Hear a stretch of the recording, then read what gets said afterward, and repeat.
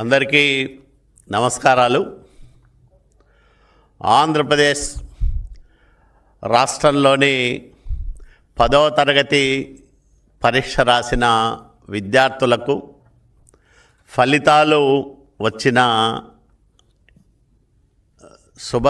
సమయంలో ఉత్తీర్ణులందరికీ శుభాకాంక్షలు తెలియజేస్తూ ఉన్నాం. ఈ రాష్ట్రంలో విద్యాశాఖ మంత్రిగా నారా లోకేష్ బాబు గారు బాధ్యతలు చేపట్టిన తర్వాత విద్యా వ్యవస్థలో సమూలమైన మార్పులు తీసుకొస్తూ వినూత్నమైన సంస్కరణలను ప్రవేశపెడుతూ వచ్చిన ఫలితంగా 2 సంవత్సరాల కాలంలో గణనీయమైన మార్పులను విద్యా వ్యవస్థలో మనం చూడగలుగుతూ ఉన్నాం. ఆయా గ్రామాలు ప్రాంతాల అవసరాలను బట్టి పాఠశాలల ఉన్నతీకరణ, అట్లాగే మోడల్ స్కూళ్ళ ఏర్పాటు, ఒక తరగతికి ఒకే టీచరు అనే విధానం, వీటన్నిటినీ ప్రవేశపెట్టడంతో పాటు పేద విద్యార్థులు సక్రమంగా బడికి వెళ్ళి చదువుకునే వెసులుబాటు కల్పించింది ప్రభుత్వం. తల్లికి వందనం పేరుతో 1వ తరగతి నుంచి 12వ తరగతి చదువుకునే విద్యార్థులందరికీ సంవత్సరానికి 15,000 రూపాయలు ఇవ్వడం వల్ల డ్రాపౌట్స్ సంఖ్య తగ్గింది.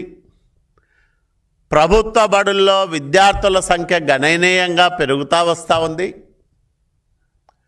ఫలితాలు చాలా ఆశాజనకంగా వచ్చాయి. ఈరోజు జగన్మోహన్ రెడ్డి పరిపాలనలో 5 సంవత్సరాలు విద్యా ప్రమాణాలు పూర్తిగా అటకెక్కాయి.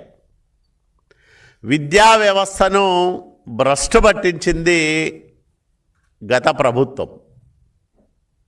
వాటన్నిటినీ సరిచేస్తూ తప్పులను సరిదిద్దుతూ 2 సంవత్సరాల్లో చేసిన కృషి ఈరోజు విడుదలైన ఫలితాల్లో స్పష్టంగా మనకు కనిపించింది. 2022లో 67.26% ఉత్తీర్ణత నుంచి ఈ ఏడాది 85.25% ఉత్తీర్ణతకు పెంచగలిగాం. ఉత్తీర్ణత శాతాన్ని గణనీయంగా పెంచగలిగినాం. ఇందులో కూడా బాలికలదే పైచేయిగా ఉంది. 87.90% మంది బాలికలు ఉత్తీర్ణత సాధించారు. బాలురల్లో 82.68% మంది ఉత్తీర్ణులయ్యారు. ఏపీ రెసిడెన్షియల్ స్కూల్స్లో 96% ఉత్తీర్ణత సాధించడం గొప్ప విజయంగా మేము భావిస్తూ ఉన్నాం. ఎందుకంటే నిరుపేద కుటుంబాల నుంచి వచ్చిన పిల్లలు ప్రభుత్వం కల్పిస్తున్న సౌకర్యాలను సద్వినియోగం చేసుకొని 96 మంది ఉత్తీర్ణులు కావడం అనేది ఈ రాష్ట్రంలో పేదరిక నిర్మూలన విషయంలో పడిన పెద్ద తొలి అడుగుగా మనం దీన్ని చూడాలి. అట్లాగే ప్రభుత్వ పాఠశాలల్లో గత సంవత్సరం 62.7% మంది ఉత్తీర్ణులైతే ఈ సంవత్సరం 69.3% మంది ఉత్తీర్ణత సాధించడం అనేది కూడా గొప్ప మైలురాయి విద్యా వ్యవస్థలో. ఎందుకంటే ప్రభుత్వ బడుల్లో చదువుకునే పిల్లలందరూ గ్రామీణ నేపథ్యం ఉన్న వాళ్ళు ఎక్కువ మంది ఉంటారు. పేద కుటుంబాల నుంచి వచ్చిన వాళ్ళే దాదాపు అందరూ ఉంటారు.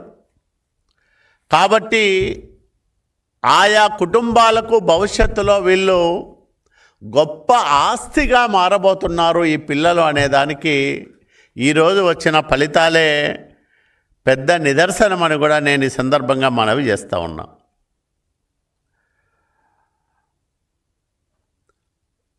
9600 మోడల్ స్కూళ్ళను పెట్టాం.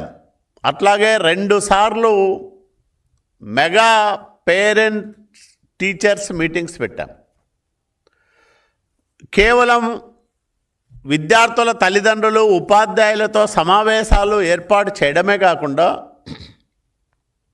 వాళ్ళ పిల్లల ప్రోగ్రెస్ కార్డులు ఆ క్లాస్ టీచరు ఆ తల్లిదండ్రుల దగ్గర కూర్చొని ఆ పిల్లల నడవడిక, క్రమశిక్షణ, వాళ్ళ బలాలు, బలహీనతలు, పాఠ్యాంశాల్లో వాళ్ళు సాధిస్తున్న ప్రగతి, చూపిస్తున్న ప్రతిభ, వీటన్నిటినీ తల్లిదండ్రులకు విశదీకరించి తెలియజెప్పడం వల్ల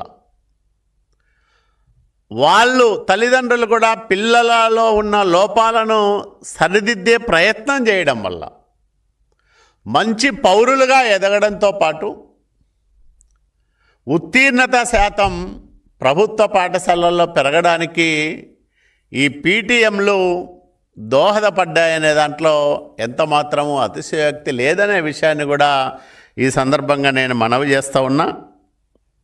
ఎందుకంటే ఒక యువ నాయకుడు ఉన్నత విద్యాభ్యాసం చేసి తన కుటుంబ వ్యాపార కార్యకలాపాల్లో కొంతకాలం ఉండి రాజకీయాల్లో ప్రత్యక్షంగా వచ్చిన తర్వాత మంత్రిగా సమర్థవంతంగా పనిచేయడంతో పాటు ఈరోజు రెండోసారి విద్యాశాఖ ఒక సవాలుగా తీసుకొని ఆ శాఖను, ఎందుకంటే చాలామంది మానవ వనరుల శాఖ అంటేనే భయపడే పరిస్థితి, అట్లాంటి శాఖను ఒక సవాలుగా తీసుకొని విద్యా ప్రమాణాలను మెరుగుపరిచే దిశగా నారా లోకేష్ బాబు గారు చేస్తున్న కృషి నవ సమాజ నిర్మాణంలో ప్రశంసనీయమైన పాత్రను పోషిస్తూ ఉంది అనే దాంట్లో ఎలాంటి సంశయము లేదనే విషయాన్ని నేను మీకందరికీ మనవి చేస్తూ ఉన్నా. ఎందుకంటే గతంలో తెలుగుదేశం ప్రభుత్వ పాలనా కాలంలో కూడా చంద్రబాబు నాయుడు గారు ముఖ్యమంత్రిగా ఉన్నప్పుడు విద్యా ప్రమాణాల్లో మన రాష్ట్రం దేశంలో 3వ స్థానంలో ఉండేది. జగన్మోహన్ రెడ్డి 5 సంవత్సరాల పరిపాలనలో ఆంధ్రప్రదేశ్ దేశంలో 3వ స్థానం నుంచి 19వ స్థానానికి పడిపోయింది.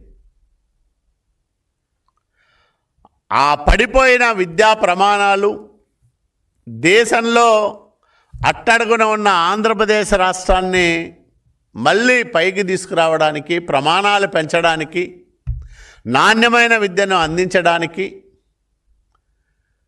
ఈరోజు అనేక కార్యక్రమాలు అమలవుతున్న విషయాన్ని మనమందరం కూడా గుర్తించాలని నేను మనవి చేస్తూ ఉన్నాం. ఎందుకంటే 5 సంవత్సరాల జగన్మోహన్ రెడ్డి పరిపాలనలో చూసాం,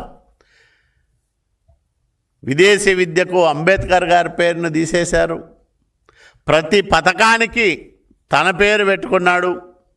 ఈ జగనన్న విద్యా దీవెనని, జగనన్న గోరుముద్దని, చివరికి విద్యార్థులకు ఇచ్చే చిక్కీలకు కూడా జగనన్న చిక్కీలని పేరు పెట్టుకొని సొంత డబ్బా కొట్టుకోవడానికి, సొంత ప్రచారానికి విద్యా వ్యవస్థను వాడుకొని అద్భుతమైన ఆ వ్యవస్థను అన్ని రకాలుగా భ్రష్టు పట్టిస్తే జగన్మోహన్ రెడ్డి పాతాళానికి పడిపోయిన విద్యా ప్రమాణాలకు తిరిగి ప్రాణం పోసి ఈరోజు అద్భుతమైన ఫలితాలు సాధించడమే కాకుండా విద్యా వ్యవస్థలో రాజకీయ వాసనలు అనేటివి లేకుండా చూస్తున్న నాయకుడు నారా లోకేష్ బాబు గారు. ఈరోజు డాక్టర్ సర్వేపల్లి రాధాకృష్ణ గారి పేరుతో ఇస్తున్న విద్యా కిట్లు కానీ, అట్లాగే అత్యుత్తమమైన సిలబస్సు, పోటీ పరీక్షలకు అనువుగా వాళ్ళు తయారు కావడానికి ఆ విద్యార్థులను సిద్ధం చేసే విధంగా వాళ్ళకిస్తున్న మెటీరియల్ కానీ, డ్రస్సు, స్కూల్ బ్యాగులు, బూట్లు, అట్లాగే నాణ్యమైన భోజనం, మధ్యాహ్న భోజనం పెట్టడంతో పాటు ఆయా ప్రాంతాల ప్రజల ఆహార అలవాట్లకు అనుగుణంగా మెనూలను మార్చి విద్యార్థుల మనసు గెలుచుకున్న మంత్రి నారా లోకేష్ బాబు గారు, అట్లాగే జీవితకాలం లక్షల మందికి అన్నదానం చేసిన మహనీయురాలు డొక్కా సీతమ్మ గారి పేరు మధ్యాహ్న భోజనం పథకానికి పెట్టడం అనేది చాలా సమంజసమైంది, హర్షణీయమైనదని కూడా ఈ సందర్భంగా నేను మనవి చేస్తూ ఉన్నా. ఎందుకంటే ప్రభుత్వ పాఠశాలల్లో నాణ్యమైన విద్య అందించినప్పుడే మంచి సమాజం నిర్మాణం అవుతుంది. మామూలుగా మంచి సమాజం అంటే భిన్న సామాజిక వర్గాల మధ్య ఉన్న ఆర్థిక సామాజిక అంతరాలు సాధ్యమైనంత వరకు తొలగిపోవాలా, తగ్గిపోవాలా, అప్పుడే మంచి సమాజ నిర్మాణం సాధ్యమవుతుందని పెద్దలు చెప్తారు.